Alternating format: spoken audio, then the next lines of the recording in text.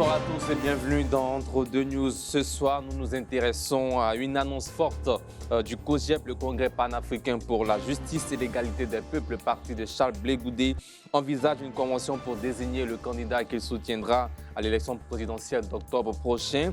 Une démarche qui semble vouloir changer les approches traditionnelles, non seulement pour le COJEP, mais dans le paysage politique ivoirien. Le parti de Charles Blé Goudé croit en une alternance démocratique par les urnes en octobre prochain. Pour en parler ce soir, nous avons le plaisir de recevoir sur ce plateau Maître Ouraga Serge, porte-parole du COJEP, qui pourra nous éclairer sur cette décision, ses enjeux et ses modalités. Bonsoir à vous, Maître. Bonsoir, M. Merci d'avoir accepté notre invitation. C'est moi qui vous remercie. Alors, face à vous ce soir, trois consultants, Aoumangel Lakpa, analyste sociopolitique. Bonsoir. Bonsoir, Sidik. Bonsour également à Lansina Karamoko, analyste. Bonsoir à vous. Bonsoir, Sidik. Et puis enfin, docteur Daouda Ouattara, analyste politique. Bonsoir, docteur. Bonsoir, Sidik. Alors, nous savons très bien, le COJEP annonce une convention pour pouvoir réfléchir sur les candidats qu'il faudra soutenir lors de la présidentielle prochaine prévue en octobre. C'était aujourd'hui, lors d'une conférence de presse tenue au siège du parti animé par son président Charles Blé Goudé. Retour sur cette conférence de presse avec nos reporters Clarisse Kanyala et Rosita Konan. Lors d'une conférence de presse tenue ce lundi 15 septembre, le président du Congrès panafricain pour la justice et l'égalité des peuples, COJEP, Charles Blé Goudé, a annoncé la tenue prochaine d'une convention politique visant à désigner un candidat à soutenir pour les prochaines échéances électorales. J'appelle tous les responsables du COJEP à se mobiliser pour participer à la convention du parti qui se tiendra le 4 octobre 2025 à la Fondation Félix Houphouët-Boigny pour la recherche de la paix à Yamoussoukro. Ce sera ce jour l'occasion pour le COJEP de désigner le candidat à soutenir pour la présidentielle prochaine.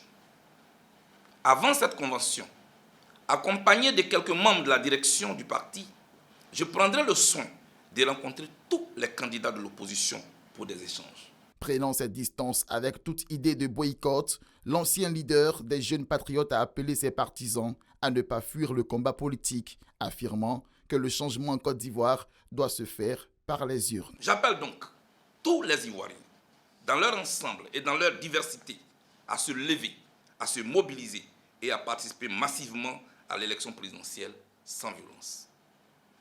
Car si nous voulons le changement, la seule option est de voter massivement le 25 octobre prochain. C'est là, et seulement là, que nous pourrons transformer notre soif d'alternance et de changement en réalité. Telle est ma conviction. Tous, dans l'opposition, je voudrais dire ceci.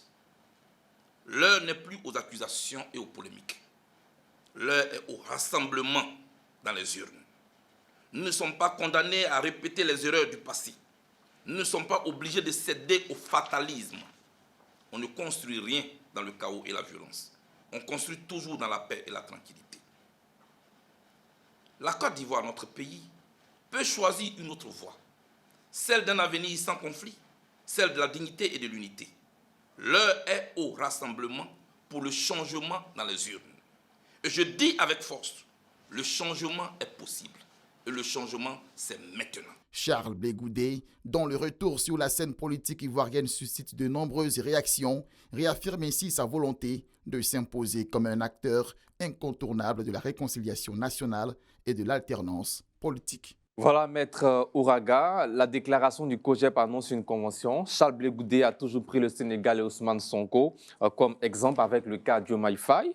Pourquoi on se demande où est passé le Sonko et sinon le Diomaye Faye dont parle le COJEP, parce que vous n'avez pas réussi à désigner un candidat et vous vous appelez plutôt à une convention qui verra la désignation d'un candidat d'un autre parti politique. Merci, M. Sidik. Alors, je voudrais, d'entrée de jeu, préciser un peu le cadre dans lequel s'est tenu ce point de presse, cette déclaration solennelle du président Charles Blé Goudé. Elle fait suite, comme vous le savez, à la décision du Conseil constitutionnel qui a donc Bien, on aura l'occasion de revenir sur cette décision. Oui. Mais la grosse interrogation, on se demande où est passé le Diomaye Faye dont parlait Charles Blé Goudé. Mais le Diomaye Faye, vous le cherchez, peut-être pas là où vous devriez le chercher, mais nous l'avons trouvé. Voilà. Il ne faut pas... Alors, le président Charles Blé Goudé, dès le départ, si vous vous souvenez, notamment aux obsèques du président Henri Konan Bédié, avait sorti une phrase. Il a dit à quoi sommes-nous prêts à renoncer.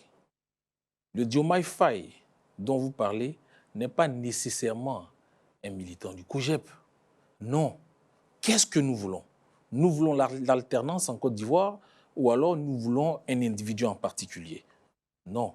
Nous voulons l'alternance et nous avons fait le choix souverain au sein du COJEP de choisir un candidat. Donc, souffrez que nous assumions les choix que nous avons faits, que ce ne soit pas forcément les choix que vous souhaitez. Bien, et votre lecture de la décision du Conseil constitutionnel? Le Conseil constitutionnel a rendu une décision.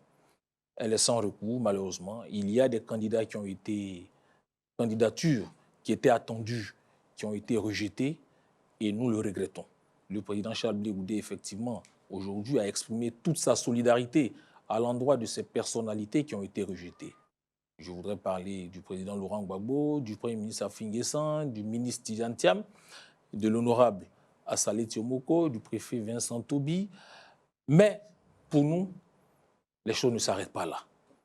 La question fondamentale que le président Charles Blé Goudé a posée, c'est que faire alors que certaines personnalités qui étaient attendues ont vu leur candidature rejetée et d'autres qui étaient également attendues ont vu leur candidature retenue. Que faire donc? Voilà la question fondamentale à laquelle le président Charles Blé Goudé a répondu au cours de ce point de presse. Bien, Gaël Lacban. Maître Ouaga, bonsoir. Bonsoir, M. Lacban. Dans sa déclaration, Charles Blé Goudé exprime, je m'en tiens au mot tel qu'il a dit, une grande frustration après la disqualification de nombreux candidats et appelle à une sorte de transparence, de crédibilité et une sécurisation de l'élection présidentielle. Selon vous, le COJEP fait-il encore confiance aux institutions électorales et pour garantir un tel scrutin? Le système électoral en Côte d'Ivoire fait l'objet de beaucoup de débats. La commission électorale elle-même, indépendante, elle-même a fait l'objet de beaucoup de débats, de beaucoup de critiques que nous partageons avec l'ensemble des Ivoiriens. Nous comprenons les réserves qui ont été émises par l'ensemble des Ivoiriens. Nous les partageons, nous avons dénoncé même toutes les failles de ce système électoral. Mais comme je le dis encore, que faire? L'ensemble des personnalités politiques que nous connaissons ici en Côte d'Ivoire, les leaders d'opposition, nous tous, classe politique, avons participé à l'élection de 2021, l'élection législative, à l'élection de 2023, les élections locales. Et plusieurs personnalités ont déposé leur candidature pour l'élection présidentielle de 2025. Qu'est-ce que cela veut dire? Cela veut dire qu'en dépit de toutes les critiques, de toutes les réserves, nous avons fait le choix de participer à cette élection. Et nous avons confiance. Vous avez confiance? Quand je dis nous avons confiance, oui, nous souhaitons donc que la commission électorale indépendante, en dépit des failles qui sont inhérentes même, intrinsèques à ce système-là, que la commission électorale indépendante nous garantisse et nous assure un scrutin sincère, apaisé et sécurisé. Surtout sincère, crédible et sécurisé. Voilà, nous n'avons pas le choix, d'autre choix que de participer à cette élection. C'est le choix que nous avons fait. Donc, nous n'avons pas le choix que de croire à ce que les personnalités qui animent ce système électoral-là puissent nous garantir donc une élection. J'ai envie de vous relancer. Un système électoral décrié, dénoncé, auquel la plupart des politiques de l'opposition ne font pas confiance. Et le président Blé Goudé même fait des recommandations en disant qu'il souhaiterait que cette CEI-là soit débarrassée de tous les partis politiques. Donc, ce qui veut dire que la CEI même est un problème. Et comment on peut aller à des élections avec un tel appareil? Est-ce que si vous allez comme ça, vous voulez compter sur la bonne foi de ceux qui sont à l'intérieur de cet appareil-là? Mais à la fin, est-ce que vous serez d'accord avec le résultat qui va en découler? Nous comptons sur le sens des responsabilités des personnalités qui animent donc ce système électoral, mais nous comptons surtout sur la participation massive des Ivoiriens. Voilà ce sur quoi nous comptons. Nous comptons sur les Ivoiriens pour qu'ils sortent et qu'ils votent massivement. C'est ça. toute la classe politique, en dépit des critiques, et je le dis, tous ces opposants, toutes ces personnalités politiques ont déposé leur candidature à la commission électorale indépendante. Les candidatures sont été acheminées au Conseil constitutionnel. Qu'est-ce que ça veut dire? Ça veut dire qu'en dépit des failles, nous avons fait le choix d'aller à cette élection. Mais pourquoi? Parce qu'on n'a pas d'autre alternative. La seule alternative pour nous d'arriver au pouvoir, c'est de passer par les urnes. Donc, en dépit des critiques, nous y allons. Nous allons gagner cette élection. Mais pour ça, il faut que les Ivoiriens sortent. Il faut que les Ivoiriens votent. C'est ça, en fait. Voilà le sens du message du président Charles Blé Goudé aujourd'hui. Nous connaissons toutes les critiques. Nous les partageons. Nous comprenons les réserves des uns et des autres. Mais toute la classe politique a décidé, en dépit de tout cela, de participer à cette élection présidentielle. Il ne reste plus qu'aux Ivoiriens à sortir et aller voter massivement. Est-ce que ce n'est pas une manière d'accompagner seulement le processus d'accompagner? Jamais. Parce que c'est ce que d'autres vous reprochent. Mais c'est eux qui le disent et ils sont responsables de ce qu'ils disent. Avec le RHDP. Ils peuvent dire tout ce qu'ils veulent. On ne peut pas empêcher chacun de penser ce qu'il veut. Mais nous pensons qu'il faut apprécier une personne à l'aune de ses paroles et de ses actes. Quels sont les actes que nous posons?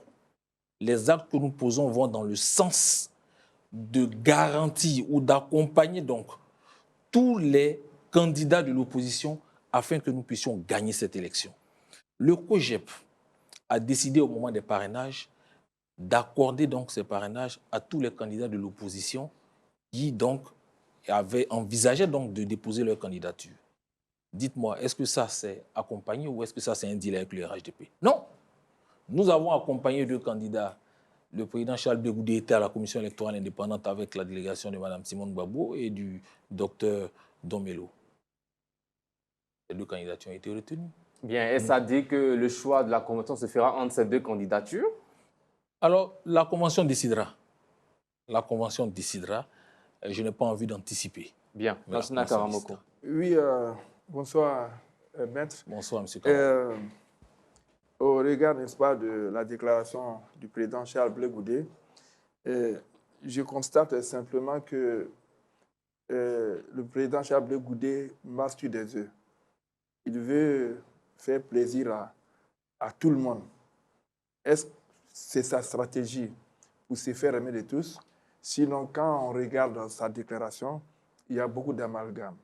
Le président Gbagbo, le ministre Thiam, le premier ministre Afi sont logés à la même enseigne, alors que le président Afi n'avait pas un problème d'éligibilité. C'est vrai qu'il n'a pas pu atteindre l'objectif avec le parrainage, donc ça le récale. Mais le président Gbagbo et le ministre Thiam savaient très bien qu'il n'était pas éligible. Est-ce qu'on peut loger tout ça au même niveau? Est-ce que Charles Blé Goudé n'est pas un peu en contradiction avec lui-même parce qu'il n'a pas voulu se présenter parce qu'il sait qu'il n'est pas éligible, il n'est pas sur la liste électorale? Le Charles Blé Goudé percutant qui dit la vérité, pourquoi cette fois il passe à côté du sujet, il caresse tout le monde dans le sens du poil et pour chuter? Est-ce que son appel va être entendu par les leaders? Parce qu'il fait appel à la population. Mais n'oublions pas que ces populations sont rattachées à des partis politiques dont les leaders sont dans une radicalité sans précédent. Est-ce que son appel sera finalement entendu? Alors, M. Karamoko, le président Charles Blé Goudé n'entend pas passer la pommade à qui que ce soit ou n'entend pas faire plaisir à qui que ce soit. Nous avons pris une option. Je vous explique.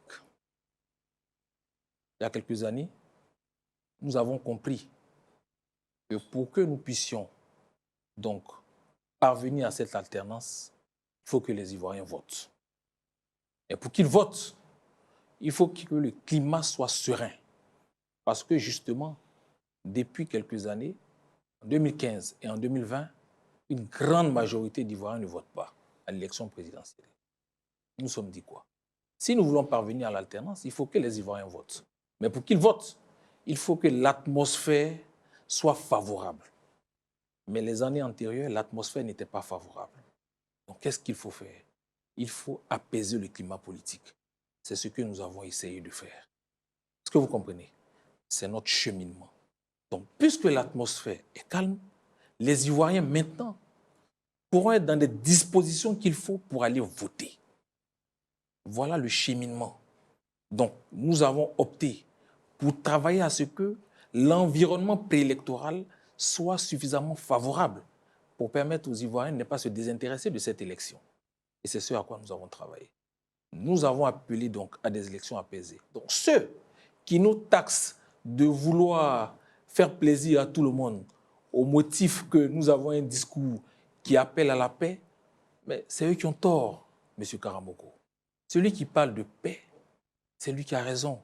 Mais comme on le dit, celui qui parle de paix lui-même n'est jamais en paix. Et c'est justement la raison pour laquelle nous sommes accusés, taxés de tous les noms, tous les péchés d'Israël. Mais en réalité, nous avons fait le choix de travailler à ce que l'opposition gagne, de travailler à ce qu'il y ait une alternance en Côte d'Ivoire. Et je l'ai dit, il fallait que le climat politique soit apaisé. Il fallait ensuite qu'on aide tous les candidats de l'opposition qui voulaient concourir à obtenir leur parrainage. Voilà notre démarche. Elle ne consiste pas à faire plaisir à qui que ce soit, M. Karamoko. Non, vous avez parlé du Charles Blé Goudé percutant. Mais le Charles Blé Goudé dont vous parlez, c'est le Charles Blé Goudé qui a toujours parlé de paix. C'est celui qui est allé à Bouaké pour la paix. C'est celui qui a fait la campagne de la paix ici, la caravane pour la paix. Pourquoi est-ce que vous n'évoquez pas ce Charles Blé Goudé?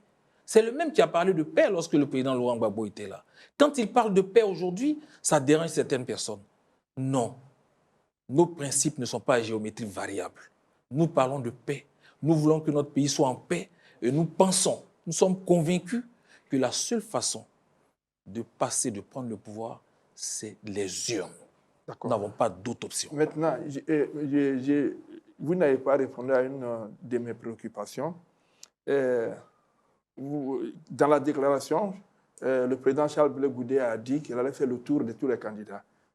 Je vous ai dit tout à l'heure que les populations auxquelles vous faites appel pour aller voter massivement sont pour la plupart, en tout cas dans leur grande majorité, rattachés à des partis politiques dont les leaders sont dans une radicalité sans précédent. Est-ce que vous prévoyez également aller voir ces leaders recalés pour leur demander de permettre à leurs militants d'aller au vote? Mais les Ivoiriens, M. Karamoko, au-delà des leaders, les Ivoiriens, chaque Ivoirien ici a un désir profond. C'est celui d'avoir non seulement l'alternance, de voir le changement en Côte d'Ivoire, mais aussi qu'il y ait la paix. Je comprends donc que les Ivoiriens, qu'il y ait des militants qui soient rattachés ou qui soient même encartés. Ça, je le comprends. Mais le message que nous lançons aujourd'hui va au-delà des leaders. Et je pense que les leaders même dont vous parlez, les leaders dont vous exprimez une certaine radicalité, que je n'épouse pas forcément, mais je vous laisse responsable de vos propos, mais ces leaders même ne vous ont jamais dit qu'ils ne voudraient pas participer à cette élection. Nous avons une déclaration du président Laurent Gbagbo qui disait que le boycott n'est pas une option. Et comme lui, nous croyons que le boycott n'est pas une option. Donc on ne peut pas, nous, sur le fondement, au regard même de ce que le président Laurent Gbagbo a dit il y a quelque temps, on ne peut pas croire qu'il va adopter une position différente. Nous pensons, aussi bien lui que les autres leaders de l'opposition qui ont été recalés, comprennent le bien fondé de la participation massive des Ivoiriens à cette élection. Si nous voulons gagner, il faut aller au-delà de nos personnes. Et c'est ce que nous avons compris, nous, au COJEP. Il ne fallait pas être centré sur soi. Nous voulons le changement. Le changement, ce n'est pas forcément par le biais d'une personne. Le changement, c'est par le biais d'un système. Ce sont des idées que nous voulons promouvoir. Et nous pensons que si ce n'est pas le président Charles Blé Goudé, si ce n'est pas un cadre du COJEP, ça peut être un autre candidat. Est-ce que vous prévoyez aller vers ces leaders? Lesquels? Ceux qui ont été recalés.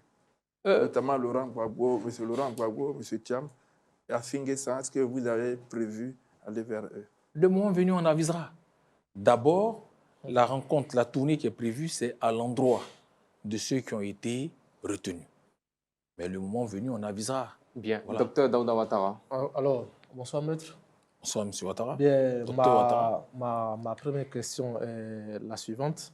Est-ce qu'à travers cette conférence de presse, le COJEP n'est pas en train de se désengager de tout mot d'ordre jugé violent ou inadéquat pouvant venir des partis de gauche jugés un peu radicaux? Le COJEP ne s'est jamais inscrit dans la violence. Ça, vous faites rassurer relativement à cela. Le COJEP ne s'inscrira jamais dans la violence. Et je ne sais même pas de quel parti vous parlez qui s'inscrit dans la violence. Je n'en ai pas encore vu. Je pense que ceux qui sont là expriment leurs idées, leur volonté. Mais jusque-là, je n'ai pas vu un seul parti appeler à la violence.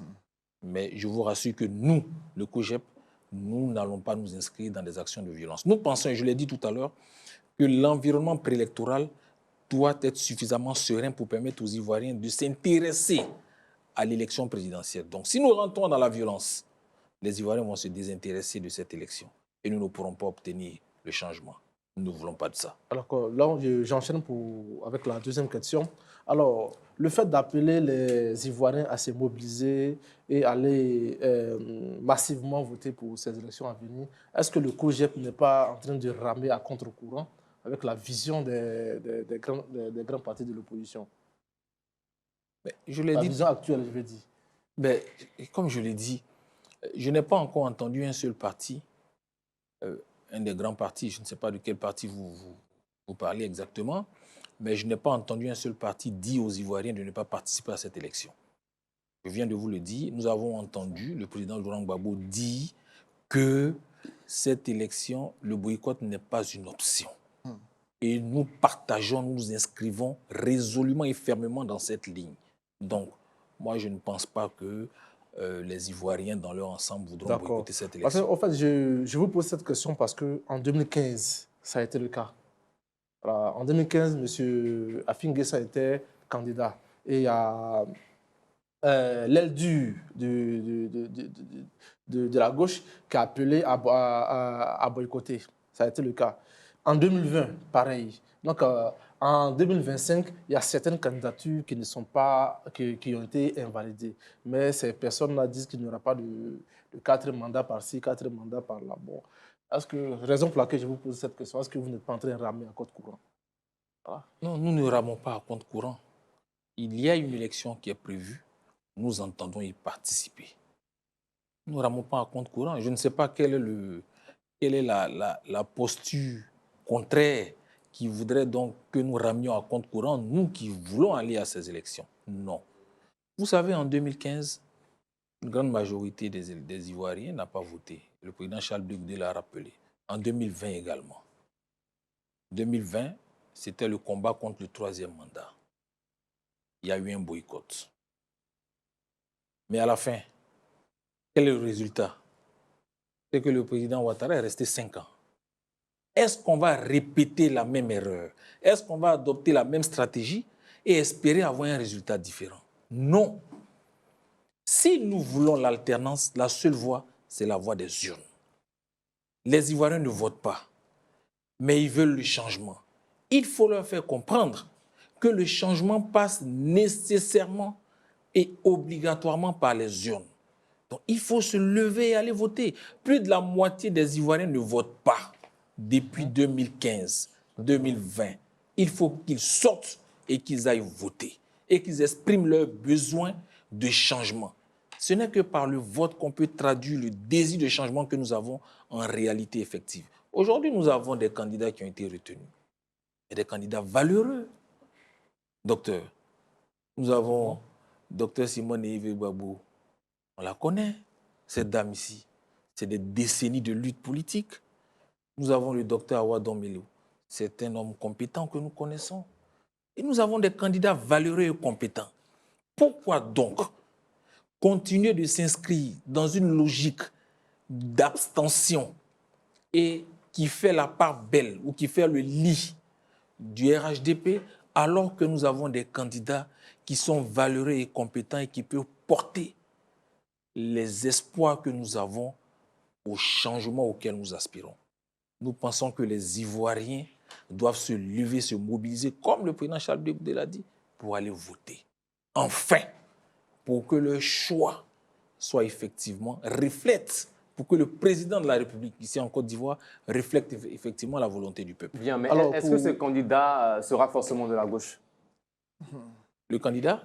Le candidat qui sera soutenu par le COJEP, est-ce qu'il sera forcément de la gauche? Comme je l'ai dit, la Convention va décider. La Convention décidera. Bien. Et que vous inspire les profils de Mme Henriette Lagou et Jean-Luc Bion? Madame Henriette Lagou a été ministre ici en Côte d'Ivoire. Donc, je pense que c'est une personne qui est également compétente, qui a occupé de hautes fonctions, de même que le ministre Jean-Louis Billon. Ce sont deux anciens ministres. Donc, je n'ai pas d'observation particulière. Est-ce que ce ne serait pas une trahison si jamais vous soutenez un candidat qui n'est pas de la gauche? Je voudrais, comme je l'ai dit, qu'on laisse la Convention choisir. Bien sûr, mais vous comprenez... cela pourrait arriver. Non, vous voulez me faire dire des choses. Je souhaite donc que la Convention se prononce. Mais nous sommes dans un processus avec des personnalités que vous savez. Avec Dr Simone Yves Gbagbo, avec Dr Awadon Melo depuis donc le début. Donc, ce sont des pistes. Mais je voudrais que ce soit la Convention qui se prononce et qui nous donne et qui rende public le candidat que vous allez soutenir, que nous allons soutenir. Bien, on prendra une dernière question avant la pub. Allez-y, Gaël Lakba. Alors, Maître Ouraga, on reste toujours dans le même contexte, mais on va un peu une semaine avant le point de presse de ce jour. Dans une déclaration publique, un cadre du PPACI a traité dans une figure métaphorique votre leader et votre parti même de prostituée politique, entre griffes. On a vu les réactions d'une de vos cadres très proches du président Charles Blé Goudé sur les réseaux sociaux. Quel est votre commentaire sur cette question-là? Et puis à côté, pourquoi cette polémique tout le temps? Pourquoi cette polémique? Je ne saurais le dire. Tout le temps.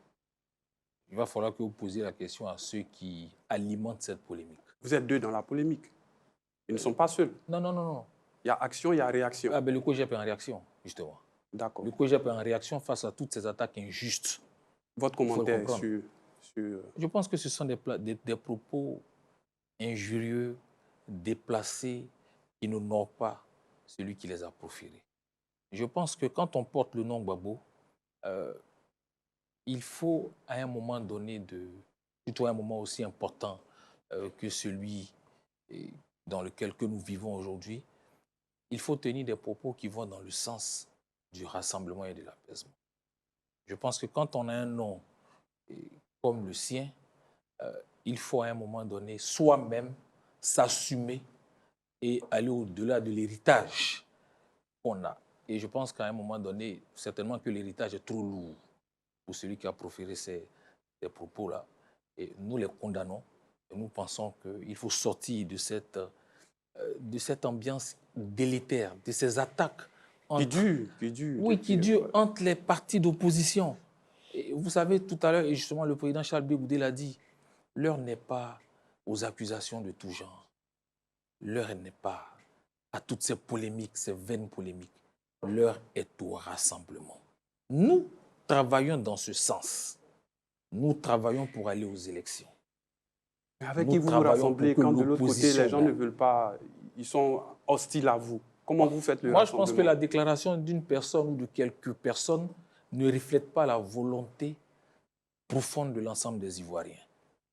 Je pense. Quand vous allez dans les contrées les plus reculées, quand vous allez dans les villages, quand vous allez dans les campagnes, dans les hameaux, toutes ces personnes qui s'agitent sur les réseaux sociaux, on ne les entend pas là-bas. Attention, c'est une minorité qui s'agite sur les réseaux sociaux et qui donne l'impression que la polémique est si grosse que cela. Ce n'est pas vrai. Le président Charles Blé Goudé va partout en Côte d'Ivoire et il est accueilli chaque fois avec la chaleur qui découle de ce qu'il fait, de ce qu'il dit. Le président Charles Blé Goudé a des propos qui rassurent. C'est pour cela que partout où il va, les gens l'écoutent, les gens l'accueillent. Même ceux qui ne partagent pas forcément ses idéaux, même ceux qui ne partagent pas forcément ses positions politiques. Et ça dérange certaines personnes. Mais si elles veulent avoir cette aura, qu'elles s'inscrivent dans cette logique. Est-ce que ce n'est pas une bataille d'héritage? Nous n'avons pas d'héritage à lutter avec qui que ce soit. Nous avons notre appareil politique. L'héritage avec son mentor, Laurent Gbagbo. Non, le président Laurent Gbagbo laisse un héritage, c'est ce que vous voulez dire. Oui. Et donc, ce Mais sont qui les sera son potentiels... héritier? C'est là la bataille Mais qui se nous joue actuellement. n'entendons pas hériter du président Laurent Gbagbo. Nous avons notre appareil politique. Oui, vous ne luttez pas, Nous mais ne vous sommes faites pas partie des des héritiers. potentiels. Non, Vous faites partie des potentiels héritiers. non, nous ne sommes pas des héritiers. D'accord. Nous avons créé notre appareil. Nous travaillons à convaincre les Ivoiriens, à partager nos idées, nos idéaux. C'est ce que nous faisons. Nous n'attendons pas que une personne, notamment le président Laurent Gbagbo, qui a travaillé, qui a fait lui-même son propre lit, nous n'attendons pas qu'il parte pour ensuite récupérer un héritage. Non. De son vivant, nous avons créé notre appareil politique. C'est ce qui nous a enseigné le président Laurent Gbagbo. C'est lui le père du multipartisme. C'est ce qu'il nous a enseigné. Et c'est justement l'enseignement qu'il nous a inculqué que nous nous mettons en œuvre en créant un appareil politique pour participer à la vie politique, pour participer au pluralisme politique pour lequel il s'est battu lui-même. Donc, nous ne sommes pas dans une situation de potentiel ou de futur héritier. Non. Les héritiers peuvent se battre, mais ce n'est pas avec nous. Et en réalité, ils se battent entre eux. Alors, nous allons marquer une courte pause. On revient juste après pour la suite de cette émission avec Maître Ouraga Serge, porte-parole du COJEP, le parti de Charles Blé Goudé. Voilà, nous sommes de retour de la pub dans cette émission et nous faisons une analyse de l'annonce faite par le président du COJEP, Charles Blé Goudé, qui, en tout cas, informe que son parti tiendra très bientôt une convention pour désigner le candidat soutenu par sa formation politique. Alors, Maître Ouraga Serge, est-ce que le COJEP exige que son candidat qui sera soutenu très prochainement puisse porter le programme institutionnel du COJEP, à savoir la suppression du Sénat, la réforme de la CEI? Et si le candidat refuse, bien sûr, de porter cette réforme, est-ce que le COJEP maintiendra son soutien à ce candidat qui sera désigné? Alors non, on ne va pas aller dans des hypothèses. On ne va pas aller d'hypothèse en hypothèse. Ce qu'on doit retenir aujourd'hui, c'est que le COJEP a décidé d'organiser une convention conformément aux résolutions de notre congrès de 2023, de désigner donc un candidat à l'issue d'une convention. En se basant sur quoi? En se basant, bien entendu, sur le projet de ce candidat. Et comme je l'ai dit, nous marchons depuis un moment avec un certain nombre de personnalités avec lesquelles nous partageons un minimum de valeurs de gauche. Donc, à ce niveau, je pense qu'à un moment donné, il ne sera pas difficile pour nous de concilier les choses. Mais nous ne voulons pas poser de préalable. Nous pensons que si nous marchons avec ces personnes depuis un moment, c'est parce que justement nous partageons un certain nombre de valeurs. Donc je pense que le cas de figure que vous présentez ne se présentera pas. C'est déjà bien parti pour Simon Gbagbo et Yawa Domelo alors. La convention le décidera. Si j'en parle ici, la convention n'a plus son sens. Bien. Ok. Docteur Daouda Ouattara, ensuite, je reprends une phrase du président Charles Blé Goudé où il disait « Pour ma part, je crois fermement que l'opposition a de réelles chances de gagner cette élection. » Alors, sachant que les 4 candidats qui ont été retenus ne sont pas assez représentatifs sur toute l'étendue du territoire national, est-ce que le COJEP pense que les candidatures individuelles peuvent faire mouche lors de ces élections à venir? Une élection présidentielle est une candidature individuelle. Mais je pense que ce que vous voulez dire, c'est est-ce que nous pensons que si l'opposition va en rang dispersé, nous avons des chances de gagner? Alors, moi, je pense très honnêtement que l'adversaire en face est très prenable, pour parler un peu comme les sportifs. Je pense, et le président Charles Blé Goudé l'a dit, l'opposition a de réelles chances de gagner. Alors, je ne voudrais pas que nous conditionnions la victoire de l'opposition par une candidature unique. Pas nécessairement. Le parti au pouvoir n'est pas majoritaire en Côte d'Ivoire. Non, ce n'est pas vrai. Non, il n'est pas majoritaire. Le RHDP est un parti qui a toujours été porté au dos, ou alors qui allait à une élection tout seul. Voilà ce qu'est le RHDP. En 2010, même en prenant en compte les résultats qui ont été proclamés par le président de la Commission électorale indépendante, mais il faut comprendre que c'est avec le PDCI que ces résultats ont été obtenus par le RDR alors. Mais En 2015, très honnêtement, une grande partie des Ivoiriens n'a pas voté. En 2020, les Ivoiriens, dans leur grand ensemble, ont boycotté cette élection. Donc vous voyez que nous avons un parti au pouvoir qui, en réalité, a toujours été à une élection présidentielle sans avoir en face de lui une opposition ou des candidats à même de lui tenir tête. Mais aujourd'hui, nous avons des candidats qui peuvent tenir tête au RHDP. Et je le dis, et nous l'assumons, et sans risque de nous tromper, nous disons que nous avons de réelles chances de gagner. De façon tout à fait arithmétique, de façon tout à fait objective, le parti au pouvoir n'est pas majoritaire en Côte d'Ivoire. Donc, nous pouvons gagner cette élection. D'accord. Pour chuter rapidement, je vais continuer. Alors, par quel mécanisme le COJEP pourra-t-il arriver à mobiliser tout le monde pour qu'on aille tous à ces élections? Mais nous faisons comme nous faisons d'habitude. Nous allons vers les Ivoiriens. Nous parlons aux Ivoiriens. Contrairement à ce que vous pensez, les Ivoiriens sont très sensibles à nos discours. Sachant que Voilà. vous êtes un parti de gauche et puis vous n'êtes pas majoritaire au niveau de la gauche. Puisque nous savons qu'au niveau de la gauche, le parti majoritaire, c'est le PPAC. Le PPAC même qui est le plus représentatif d'ailleurs. Alors comment est-ce que vous parviendrez à faire sortir ces militants pour aller voter massivement? Mais les militants d'un parti politique ne représentent même pas un dixième des électeurs. Il faut le comprendre.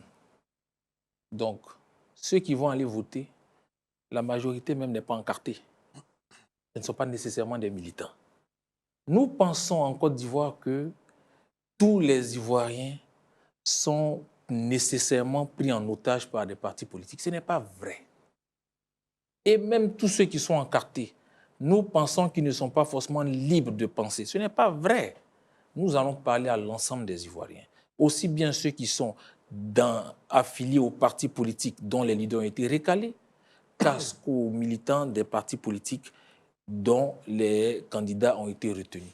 Et à l'ensemble des Ivoiriens qui ne sont pas forcément affiliés à un parti politique ou même qui ne soutiennent pas un candidat. Nous allons parler à la Côte d'Ivoire plurielle, à la Côte d'Ivoire dans toute sa diversité. Et il ne faut pas penser que parce qu'un leader n'a pas été retenu, que tous les militants qui sont affiliés à ce parti politique ne vont pas entendre nos discours. Non, nous allons parler à tout le monde. Nous allons faire comprendre à l'ensemble des Ivoiriens que si nous voulons le changement auquel ils aspirent, parce qu'ensemble, au sein de l'opposition, nous souhaitons un changement. Nous avons été ensemble, nous avons les mêmes revendications, nous avons les mêmes désirs, nous avons les mêmes souhaits. C'est de voir la Côte d'Ivoire être gouvernée autrement. C'est ce que nous voulons. Donc nous avons au moins ça en commun. Donc nous allons rappeler à tous les Ivoiriens, que ce soit des militants de partis politiques ou pas, que nous avons une chose en commun, c'est cette soif de changement. Et si nous voulons arriver au changement, donc à l'alternance, il faut qu'on se lève et que nous allions voter. C'est ce que nous allons dire à l'ensemble des Ivoiriens. Et nous pensons que les Ivoiriens pourront comprendre le discours que nous allons leur porter. Bien. Lansana Karamoko. Maître, nous savons que le président Charles Blé Goudé est en mode apaisement, vérité, objectivité. Je reviens déjà sur le parrainage. Vous avez partagé vos parrainages entre Dr Simone Hervé Gbagbo et Awadon Melo.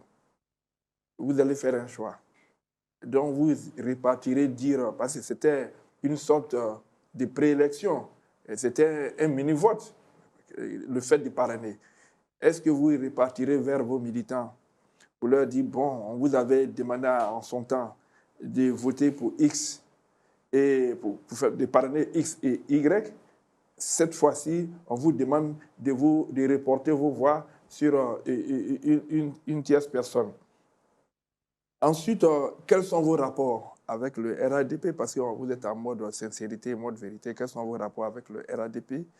Et que pensez-vous du travail abattu par le président Alassane Ouattara depuis 2011? En toute sincérité, en toute objectivité. Vraiment en mode actuel du président Blé Goudé. Qu'est-ce qu'il pense du travail abattu par le président Ouattara depuis 2011? Vous avez posé 3 questions, il me semble. 3 questions, oui. Alors la première est relative donc au choix que nous allons faire. Comme je l'ai dit, la Convention va se prononcer. Nous avons accordé nos parrainages à un certain nombre de candidats. Donc, je pense, et sans risque donc de trahir un secret, nos militants comprendront, et ensemble d'ailleurs, le choix se fera sur la base des valeurs que nous partageons avec ces candidats. Donc à ce niveau, il n'y a pas de problème. Donc, c'est à nous qui avons demandé à nos militants d'aider donc l'opposition. Et bien entendu, c'est dans la ligne même que le COJEP s'est choisi depuis un moment. C'est de faire gagner l'opposition. Donc si nous voulions faire gagner l'opposition, il fallait déjà passer cette étape de parrainage. Donc nous avons demandé donc à nos militants d'accorder leur parrainage aux candidats de l'opposition. Ça, c'est une première étape. Donc, le moment maintenant de choisir le candidat que nous allons soutenir à cette élection viendra. Et c'est ensemble, avec tous nos militants, que nous ferons ce choix. Donc, à ce niveau, il n'y a pas de problème. Je n'ai pas envie ici de donner tel ou tel élément qui pourrait donc être matière à discussion ou à polémique. Mais le moment venu, la Convention se prononcera. La deuxième question était... Quels sont vos rapports avec le RHDP? Mais nous n'avons pas de rapport particulier avec le RHDP. C'est un parti politique au même titre que les autres partis politiques. Nous avons, au sein de la coalition pour l'alternance pacifique, la CAP, initié donc des discussions avec le RHDP en vue de faire comprendre donc à ce parti la nécessité d'entamer le dialogue politique avec avec le gouvernement. Donc, ce sont des rapports totalement simples que nous avons avec le RHDP comme avec les autres partis politiques. Ce n'est pas le cas entre ces partis auxquels vous faites allusion et le RHDP. Il y a une sorte d'animosité. C'est pourquoi je pose la question, quels sont vos rapports avec le RHDP? Est-ce que ce sont des rapports amicaux? Est-ce que ce sont des rapports de méfiance? Est-ce que ce sont des rapports de confiance? Voilà pourquoi j'ai posé la question. Non, nous n'avons pas à avoir des rapports de confiance ou de méfiance avec qui que ce soit. C'est un parti auquel nous sommes opposés, mais aussi bien le RHDP que les autres militants des autres partis sont des frères. Donc pour nous, il n'y a pas de raison d'entretenir une sorte d'animosité avec quelque parti politique que ce soit. Non, nous n'avons pas de rapport d'animosité avec quelque parti que ce soit. Nous ne pouvons pas prôner la paix et en même temps avoir des rapports d'animosité avec un parti politique. Parce que les partis politiques dont vous parlez, avec lesquels on aurait pu avoir des rapports d'animosité, mais ce sont des Ivoiriens. Alors que nous prônons donc le rassemblement et l'unité, la paix. On ne peut donc pas envisager même que le COJEP ait des rapports d'animosité avec un parti politique. Nous sommes opposés au RHDP. Vous êtes adversaires, non ennemis. Voilà, nous sommes adversaires, nous sommes opposés au RHDP et nous voulons prendre la place du RHDP. Donc tout naturellement, on aura des rapports d'adversité. Voilà, mais sans qu'on puisse avoir des rapports d'animosité qui pourraient entamer la cohésion sociale. Non, il y a la troisième question. La troisième question, allez-y, répondez d'abord. Qu'est-ce que nous pensons du travail abattu par le président Alassane Ouattara depuis 2011? Il y a des choses qui ont été faites, mais il y a beaucoup à faire. Oui, qu'est-ce que vous en pensez? Mais nous pensons qu'il y a des choses qui ont été faites et que nous pensons qu'on peut diriger autrement et qu'on peut mieux faire. Le bilan, j'entends des choses. Parfois, j'entends un bilan inattaquable. Je pense que c'est juste un slogan. Parce qu'en politique, il n'y a aucun bilan qui est inattaquable. Ça n'existe pas en politique. Le bilan du RHDP est très, très contestable. Le coût de la vie est très élevé.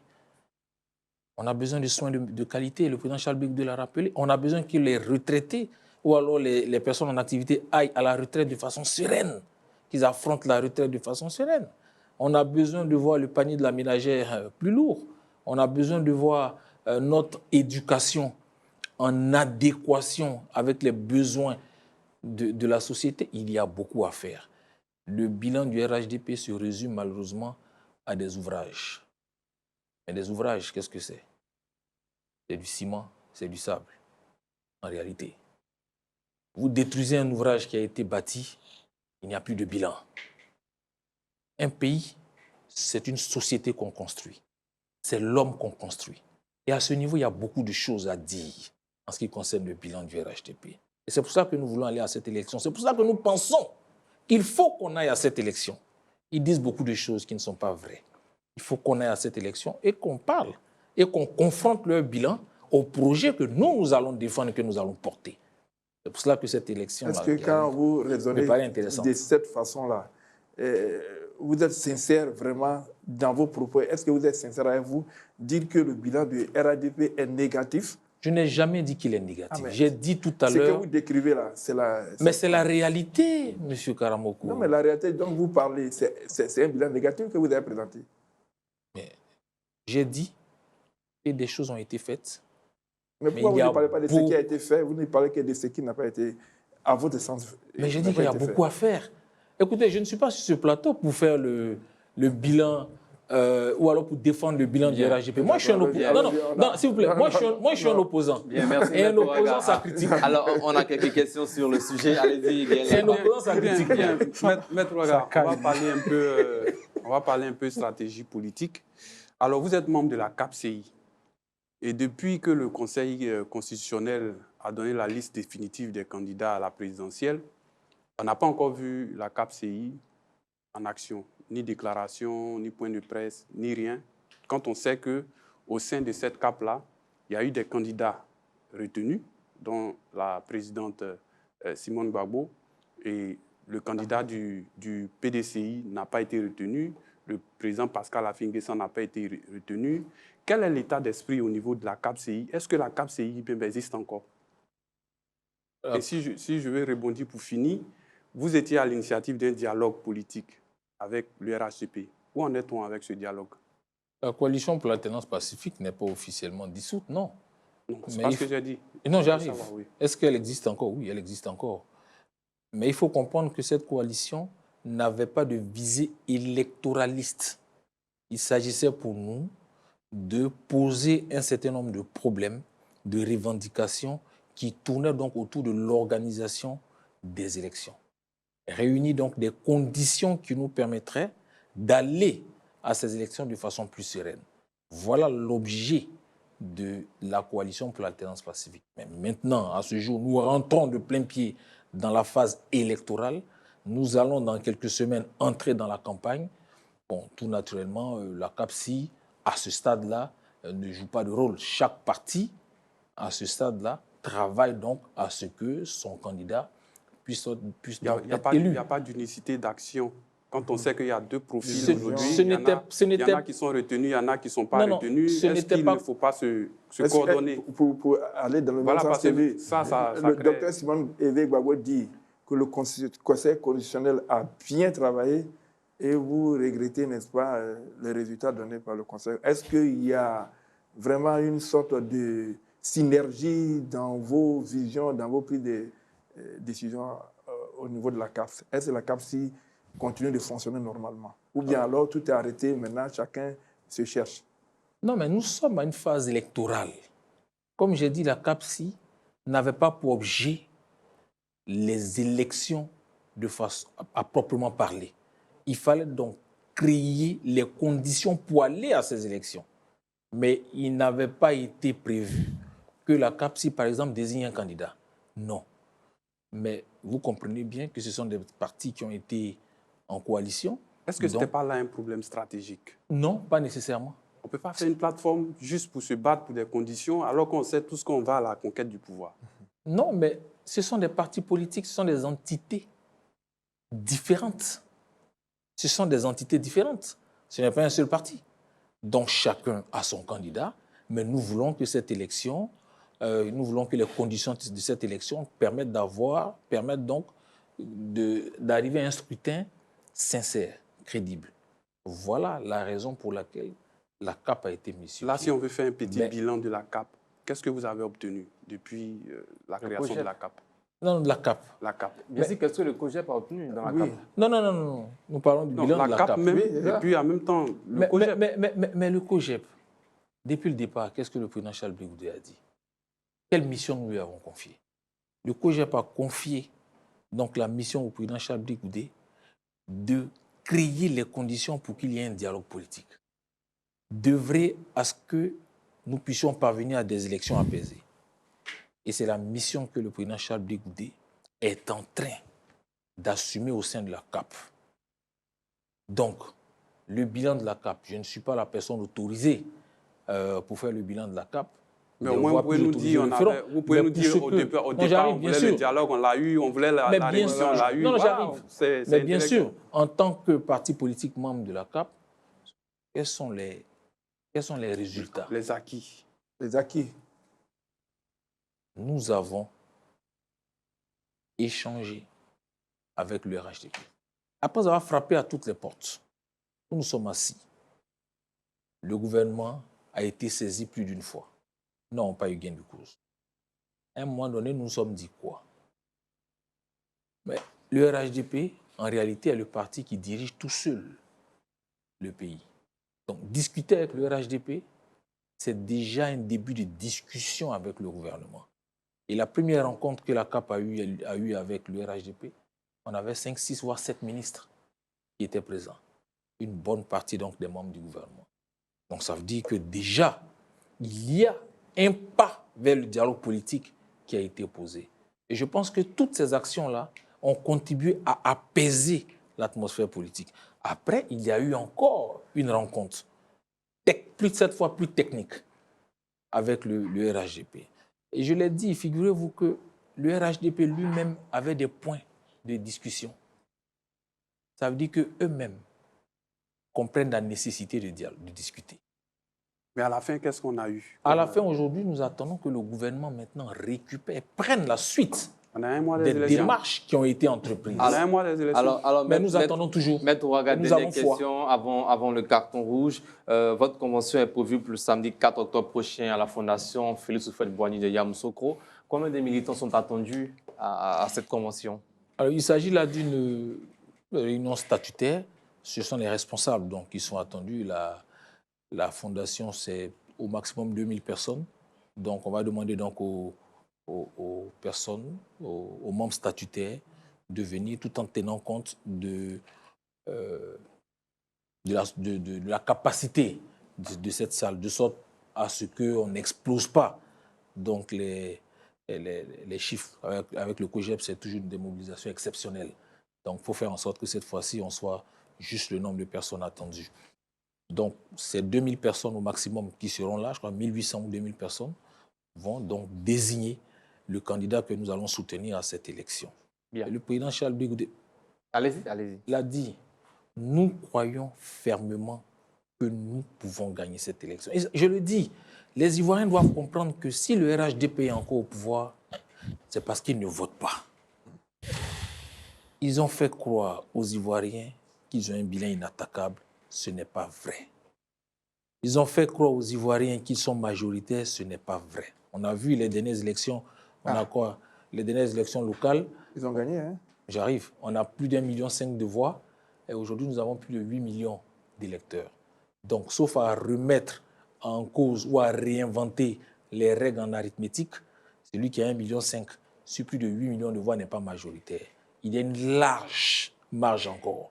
Et si les Ivoiriens sortent, vraiment, nous pensons que nous pouvons gagner cette élection. Et le COGEP s'était engagé déjà avec deux candidats que nous avons accompagnés, qui ont été déclarés. Donc, quand les candidatures ont été acceptées par le Conseil constitutionnel.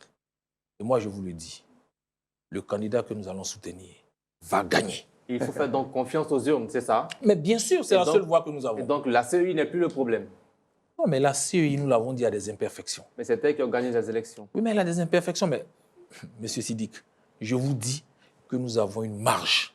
Et si tous les Ivoiriens sortent et ils votent, quelles que soient les critiques, les imperfections de ce système-là, il ne pourra rien que de constater la victoire de l'opposition. Sortons et allons voter. Bien. Vous appelez à un vote C'est sanction. l'heure maintenant Bien du sûr. carton rouge. Voilà, nous sommes dans le carton rouge, rubrique dans laquelle nous faisons des coups de gueule. Le premier carton de cette émission avec Gaël Lacroix. Alors, carton rouge, il va aller dans le domaine du transport. On l'a constaté en début de mois qu'il y a eu une baisse au niveau du carburant, mais les citoyens n'ont pas vu cette baisse-là se manifester au niveau des transporteurs. Rien n'a baissé. Pourtant, lorsque le prix monte, le prix du carburant monte, le lendemain, le prix du transport change à la hausse. Cela fait maintenant presque 2 semaines que le prix du carburant a baissé. Jusqu'à présent, il n'y a pas de changement. Alors, les transporteurs nous ont expliqué plusieurs fois que selon ce qui faisait qu'ils augmentaient, il y avait, premier élément, le carburant, mais il y a eu aussi des zones où il y avait des travaux, les chantiers, les voies qui étaient en chantier. Donc, à cause des gros embouteillages, les prix aussi ont augmenté par zone. Mais ce qu'on constate, c'est que ces travaux-là sont finis. À Bobo, par exemple, à Bégerville, sur la voie de Faya, il y a des endroits où, même la route de Dabou et tout, à cause des travaux, les transporteurs se plaignaient du fait qu'ils ne faisaient pas bien les recettes à cause des embouteillages. Ils ont augmenté les prix. Aujourd'hui, les travaux sont finis, les voies sont devenues plus larges, la circulation est fluide, mais le prix ne baisse pas encore. Vraiment, carton rouge à ces transporteurs-là et on invite vraiment le ministère des Transports à vraiment jeter l'œil là-dessus. Et j'invite en même temps Reflet TV aussi à se retrouver sur le terrain pour aller prendre au moins les sentiments des clients. Bien, cela a été fait, mais nous allons accentuer les actions. Allez-y, Nansina Karamoko. Mon carton rouge s'adresse aux syndicats en charge, n'est-ce pas, des écoles secondaires privées. C'est vrai qu'à tout bout de champ, ils se plaignent de leurs conditions de travail, ils se plaignent des conditions de travail des enseignants qui les recrutent. Mais à cette rentrée, on constate, comme les années précédentes d'ailleurs, qu'il y a une disparité d'une école à une autre en fonction, n'est-ce pas, du droit d'inscription. Le gouvernement a fixé un taux dont les parents s'acquittent tous, mais d'une école à une autre, on peut passer du simple au double, parfois au triple même. Pourtant, ce sont les mêmes classes de 6e, ce sont les mêmes classes de 5e. Il faut que le ministère de l'Éducation nationale, à travers la structure en charge de l'encadrement des écoles privées, se penche sur la question afin de soulager un peu les parents d'élèves. Bien. Docteur Daouda Ouattara, votre carton rouge. Alors, pour mon carton rouge, je vais abonder dans le même sens que mon ami et frère Gaël Lakpa. Alors, ce carton rouge va à l'endroit des responsables qui sont chargés de la gestion des victimes des VTC, en particulier KDS. Parce que ça fait plus d'1 an où il y a eu l'arrestation du PDG de cette entreprise. Et depuis lors, les souscripteurs sont laissés pour compte, alors qu'ils demandent justice et des solutions immédiates pouvant leur redonner espoir et le sourire. Carton très, très rouge. Bien. Maître Ouaga, vous avez un carton rouge à faire? Oui, sur le chemin, donc, en venant ici à votre studio, j'ai encore vu 2 personnes qui ont jeté donc, des sachets par-dessus les vitres de leur voiture. Je crois que c'est des choses à déplorer. Je crois que des efforts sont faits dans tous les sens pour appeler les Ivoiriens au civisme, pour appeler les Ivoiriens à une hygiène publique. Et je pense que je vais donc donner un carton rouge à toutes ces personnes qui continuent, en dépit de toutes les campagnes de sensibilisation que nous faisons, en dépit de l'éducation même que nous donnons à nos enfants, à la maison et même à l'école, dans les cours de comment ça s'appelle, EDHC maintenant, c'est comme cela que ça s'appelle, ECM à l'époque. En dépit de tout ce que nous faisons, il y a encore des personnes qui persistent à entretenir ces comportements qu'il faut bannir. Donc, carton rouge à toutes ces personnes. Bien. C'est l'heure du chiffre du jour pour terminer. Voilà le chiffre du jour, c'est 4 369 000, en effet 4 369 241 kits scolaires d'une valeur totale de 4 milliards de francs CFA seront distribués cette année aux élèves des écoles primaires publiques à travers le territoire national ivoirien. L'annonce a été faite ce jour par la ministre de l'Éducation nationale, professeur Maria Toukone, lors du lancement de l'opération à Anono, dans la commune de Cocody, en présence du Premier ministre Robert Begremambé, chef du gouvernement. Que vous inspire cette décision gouvernementale, Gaël Lakba, des millions de kits scolaires qui seront distribués? Alors, disons que ce sont des initiatives qui se font chaque année. J'ai pu noter qu'en 2023-2024, il y a eu 3 700 et quelques kits qui ont été donnés aux parents. En 2024-2025, 4 100 000. Cette fois-ci, on est à 4 200 369 000.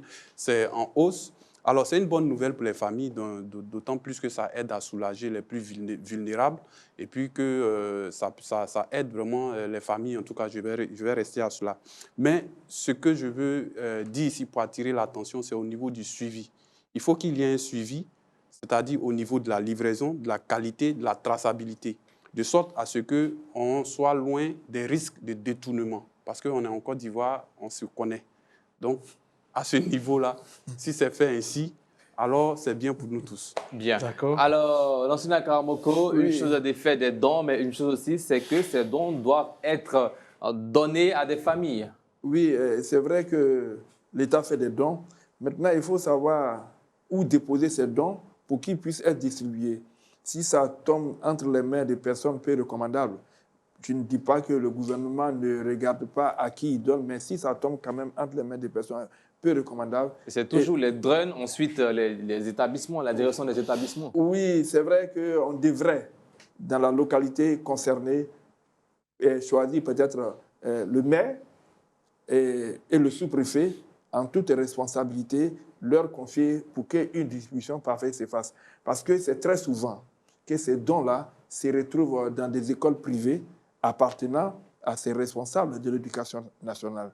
Et or, je sais que dans plusieurs localités de Côte d'Ivoire, les mairies déjà, n'est-ce pas, prennent les dispositions pour eux-mêmes apporter leur contribution. Ils ont une politique sociale. En tout cas, au niveau d'Anyama, par exemple, ça se fait chaque année avec Madame le maire. Alors, si vous comprenez un peu que si ces dons-là, ces kits-là lui sont remis, alors ça fera un bonus. Bien. Et voilà. Merci. Dr Daouda Ouattara, est-ce que pour vous, la solution, ce sont les collectivités territoriales? Parce que aussi dans nos mairies, il y a la corruption parfois. On a vu ces cas avec les filets sociaux. Effectivement, moi, je ne peux pas accuser les collectivités parce que le problème, il est plus profond que ça. Parce que, à la base, c'est un acte social, au fait. Et ça a commencé depuis belle lurette. Et chaque année, on ne fait qu'augmenter en termes d'effectifs et en termes de dépenses. Mais là où il y a le véritable couac, c'est au niveau de la distribution. Quand on dit au niveau de la distribution, c'est le timing. Parce que quand tu veux faire du social à quelqu'un, tu veux faire du social aux familles à faible revenu ou bien à très faible revenu. Ce qui veut dire que ces familles n'arrivent pas, ou bien la plupart, ou bien la majorité, il y a des familles qui n'arrivent pas à payer les fournitures scolaires. Alors, la distribution des fournitures commence dès la rentrée, c'est-à-dire en septembre, du 8 septembre jusqu'en janvier. Alors, il y a des familles même où pour payer un seul stylo, c'est compliqué. Alors, si ces enfants doivent attendre jusqu'en janvier pour recevoir les kits, de septembre à janvier, comment vont-ils faire? Donc moi, je suggère, voilà, je souhaiterais que l'État revoie cette politique, cette manière de faire la chose, et qu'un mois en amont, alors ces kits-là puissent être déversés sur le terrain avec beaucoup plus de suivi pour que chaque élève, chaque bénéficiaire reçoive son kit avant même le premier jour de la rentrée, pour ne pas que certains soient... Alors, Maître Ouaga Serge, plus de 4 millions de kits scolaires d'une valeur de 4 milliards seront distribués cette année. Qu'est-ce que cela vous inspire?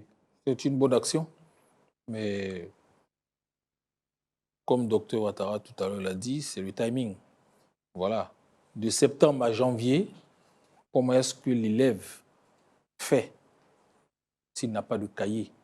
Donc, il va falloir trouver le mécanisme pour que ces kits-là soient peut-être déjà dans les établissements, pour que le premier jour de la classe, on puisse déjà les remettre aux élèves, ou alors qu'on trouve en tout cas un mécanisme qui nous permette de faire vraiment bénéficier ou profiter pour que ce geste-là salutaire soit effectivement profitable. Et deuxième élément, tout à l'heure, les intervenants sur le plateau ici ont évoqué la question de détournement, de corruption. Oui, ça pose un problème de moralisation de la vie publique. Il y a un problème que des responsables à qui on confie le soin de poser un acte aussi salutaire, qui engage la vie des enfants et l'avenir des enfants de la Côte d'Ivoire, parce que ces enfants à qui on donne ces kits-là, c'est pourquoi? C'est pour qu'ils réussissent à l'école, pour que demain, ils soient dans la vie professionnelle et dans notre société.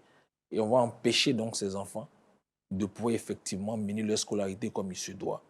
Donc, il y a un problème dans notre société, le problème de la corruption qui ronge notre société au plus profond même de sa moelle épinière. Et justement, c'est un des chevaux de bataille du COGEP. Bien, merci à vous, Maître Ouaga Serge. On espère vous revoir après la convention du parti. Merci d'être passé sur ce plateau. Merci à vous. C'est moi aussi. qui vous remercie. Dr Daouda Ouattara, Gaël Lakpa et Lansina Karamoko. Rendez-vous demain pour un autre numéro de News 20h45. C'est la nouvelle heure de cette émission. Que Dieu veille sur vous et sur la Côte d'Ivoire. Bonsoir.